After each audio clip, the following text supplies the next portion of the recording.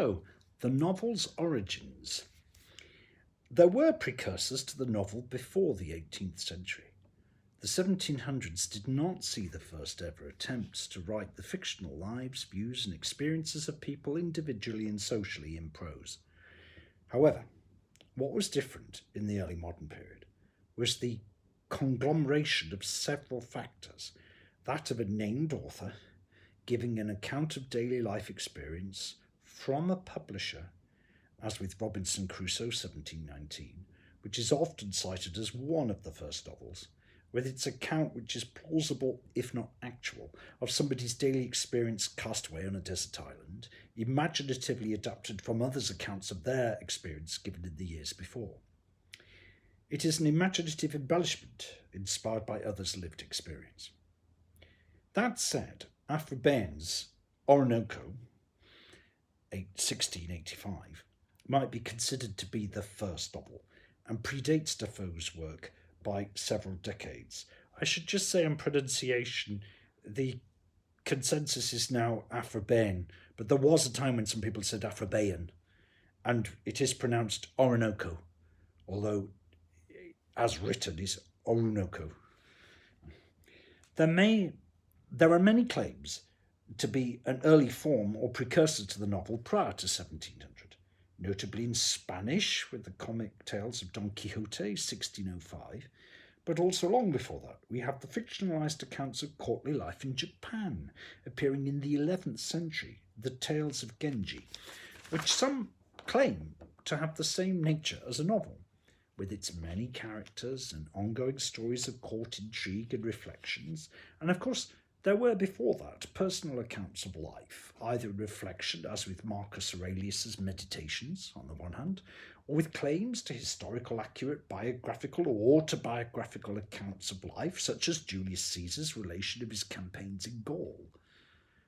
What is less well acknowledged from among the classical age, according to Dr. Douglas Metzger in his work on literature and ancient history, was an enormous abundance of now largely unread and even unreadable, mostly 1st century and later, fantastic prose tales, usually in Greek, of heroes with extraordinary powers, with special blessings from the stars to fight monsters to the death, often after an initiation, sometimes in Egypt, later travelling through the heavens or finding magic weapons, then winning a girl or princess who became queen on a newly liberated land, or they became king and queen of a Mediterranean island.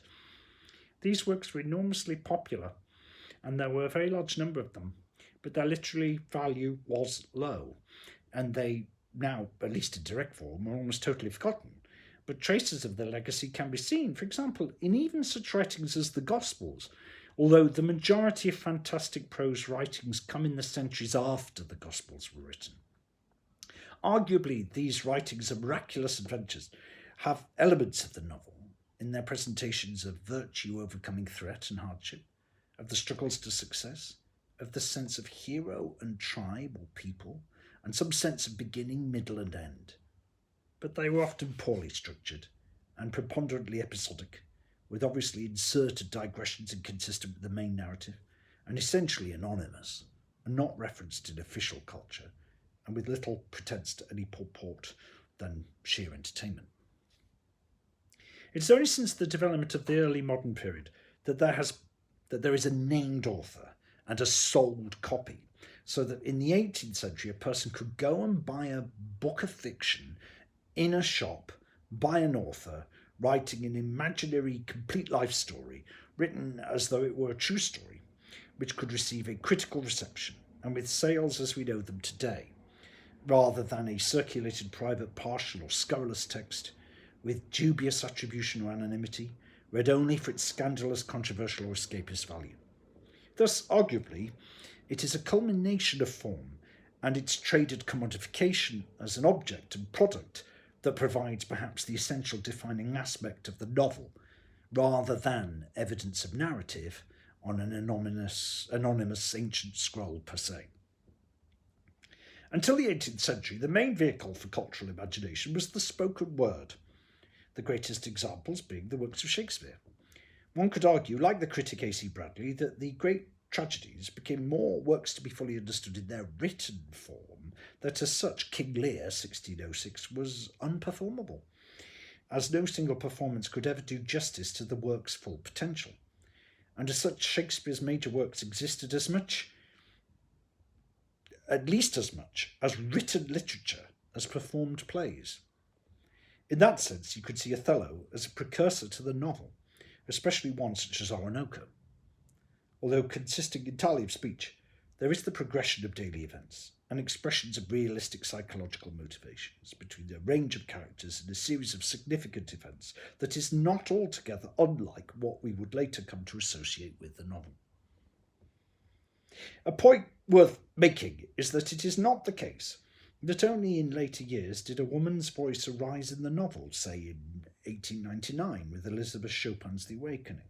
On the contrary, and in contrast to other prior art forms of literature and poetry, the woman's voice is a trait, if not the single most significant trait, of the new art form, the novel, from the outset.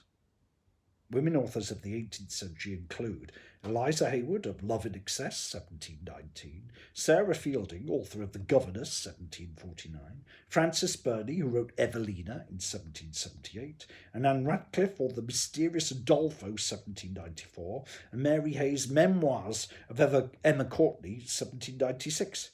And one could go back earlier to the 17th century, before the galvanising of the novel proper to closely resemble our understanding of the novel as we comprehend it today, and include Aphra Behn's Orinoco, 1685, which is a truly remarkable work, with its woman narrator telling of her admiration for a black prince in a faraway land. Yet although this work begins with multiple characters in dialogue, it does, as it progresses, become more of a narration of a story, and it is relatively short. Orinoco displays many of the attributes that we associate with the novel today, while not as fully developed as, say, Richardson's Clarissa or Austen's Emma. We may call it a proto-novel, or an immediate precursor to the novel, or a pre-novel. These differences are always arguable. I am prepared to call it the first novel in English, or among the first novels, as Behn did write another before. For the novel, the further one goes back, the more variation and difference there are from those elements which together we consider to form a novel today. The appearance of a new art form, as with the sound fading in, or an object coming into view, is something that people may hear and see at different times, saying, "There it is," or "Now I hear it," as it becomes increasingly apparent. Orinoco is the story of a woman writing about a black prince she admires who is eventually brought down by a corrupt society and killed. Genuinely groundbreaking, the work shows how open the format for writing extended prose fiction was during the formation of the novel. Moreover, in that uncanny way that art can prefigure real life as well as later art, the prince, Caesar, that the narrator admires, seems to preempt the real-life Toussaint Louverture of Haiti. There is even something of Bairn Caesar in Emily Bronte's Heathcliff. Orinoco seems to be, in part, a critique of Bairn's own earlier life experience in Suriname. There is an originality of ideas and expression in the extraordinary writing. Bairn turns upside down conventions of race and gender for a time. It is ironic that the early novel should seem so contemporary. Almost 300 years ahead of Jean Rhys's Orinoco seems to establish the novel as the overturning of convention and presumption as you would find in Wide Sargasso Sea in 1966, which surely in spirit is somewhat inspired by Orinoco, and with an impulse to return to the iconoclasm of Bairn and the first colonial for later post-colonial fiction. Considering other notable works, Sarah Fielding's The Governess, or The Little Female Academy, 1749, is the first self-consciously written children's book about a school, and as such, until relatively recent times, it was one of the many children read, which included many future novelists in their childhood. You can see moral tales about character at a school pervading the conception of Jane Eyre in 1847, for example, almost 100 years later, and some of the nursery rhymes clearly influenced Lewis Carroll's Alice's Adventures in Wonderland in 1865 as a form which Carroll later parodies.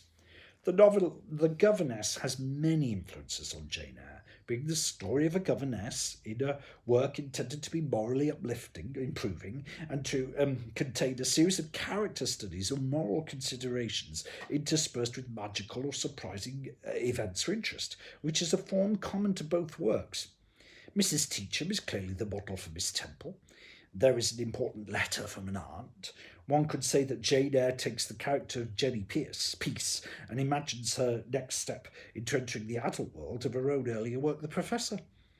There is the symbolic use of names, Teacham and Peace, as with Eyre and Rock and Rochester. Miss Nancy Spruce thinks more of her clothing, like Blanchinghamn. At one point, one of the characters wakes up with flames all around them, like Mr. Rochester.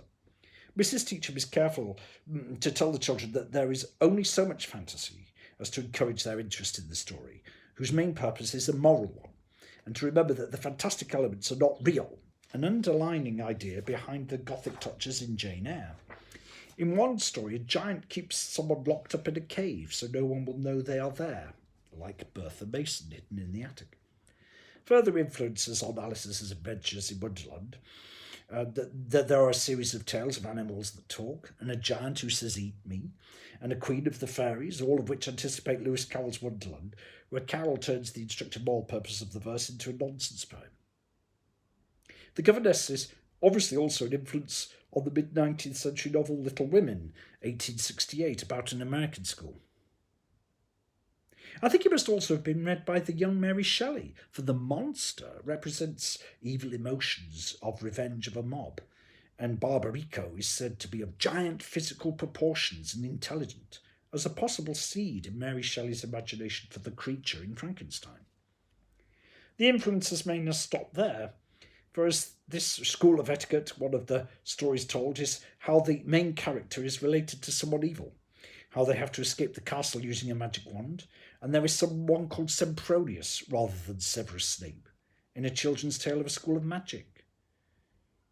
As the first book self-consciously written for children and the origin of children's book, this work has had a great influence. Frances Burney's work, including Evelina in 1778, is clearly a model for Jane Austen a generation later, particularly Austen's first work, Sense and Sensibility, in 1811, which you could say is written in the style of Frances Burney.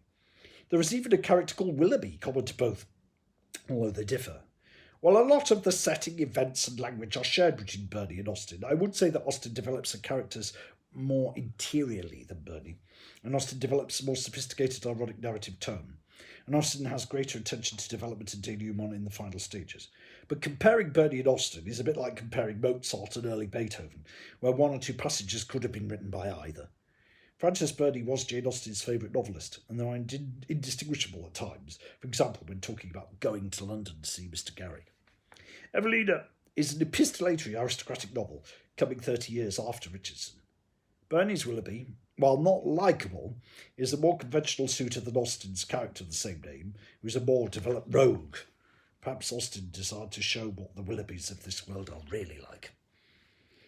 The Mysteries of Udolpho, 1794, is a Gothic novel and an influence on Austen's Northanger Abbey in 1817, as well as on Poe and Keats.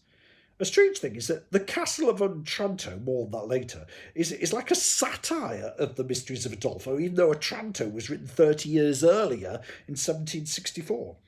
The visit to Italy in The Mysteries of Udolpho is superb. However, the novel does contain a lot of fainting. At one point, a sort of exactly repeated fainting, just a few pages after one that has just happened, as though misreading the preparatory notes of its own structure, which have no other device at hand but to repeat itself.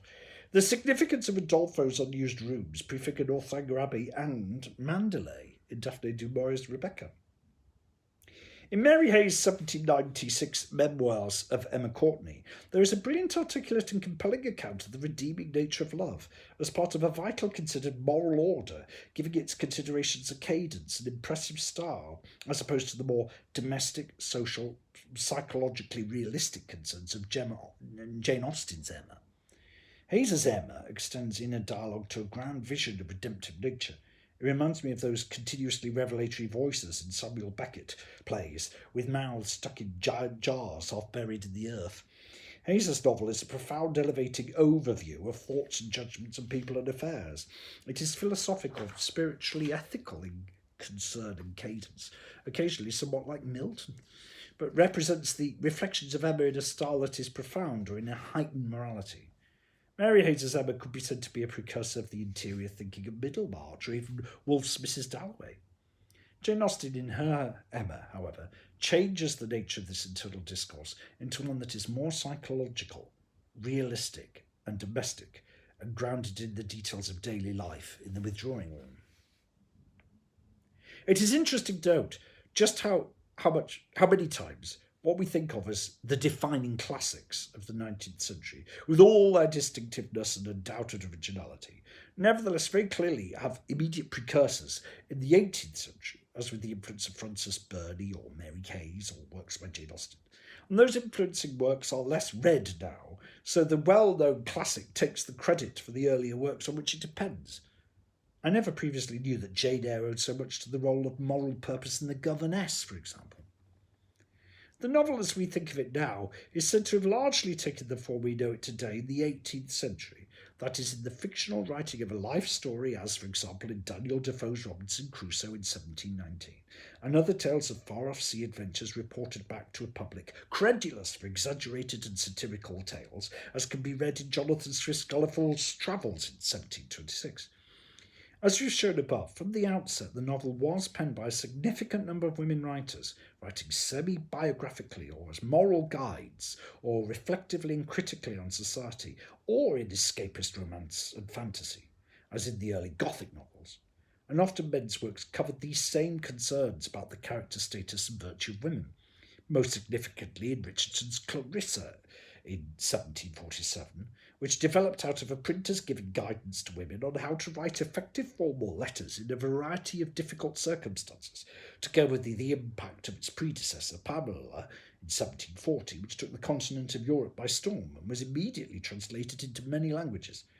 It may seem unusual, but for those who have read Clarissa, it was not only the longest novel ever written, at least until Proust's La Recherche du Temps Perdu, published in one volume at a time from 1913 to 1931, but Clarissa is also one of the most readable and gripping works, even if gargantuan in volume. It is a paradox that this long work is a more readable one, that is more readable than many novels of fewer pages. Many early novels have the characteristic of being a letter from one person to another, as in Gulliver's Travels, or a collection of letters, and Clarissa purports to be a series of letters from various characters in their own voice over a contested set of events. In a stroke of genius, it is the put upon and falsely maligned heroine who, through the appeals made in her letter writing, proves in fact that she has the most civilised and well-intentioned concerns. Gradually develops there the most sympathetic of characters, as we admire the ability of anyone to express themselves in the best possible way in extremis. As we have seen, the early novel was characterised by explorations in form of the personal witness of an assumed persona, exaggerated, unfamiliar, improbable, supernatural or improbable events, as in Swift, but also consisted of a more realistic, if somewhat exaggerated events, with a focus on the views and experiences of women, as in Richardson. This was at a time of a sudden rise in widespread middle-class reading, literacy and leisure time. It is notable how prevalent was both the experimental form, from Richardson to Sterne's Tristram Shandy in 1759 onwards, but also the prevalence of the comical satirical, especially in Henry Fielding's Tom Jones in 1749, which I think is the foundation to what we later come to think of as the British sense of humour. Interesting, Fielding said of his novel that it was in fact a history, that is, the real story of people's lives, and in contrast to a romance of heightened magical or supernatural exciting elements, and also in contrast to the work of a chronicler who writes events in order as a matter of recorded fact.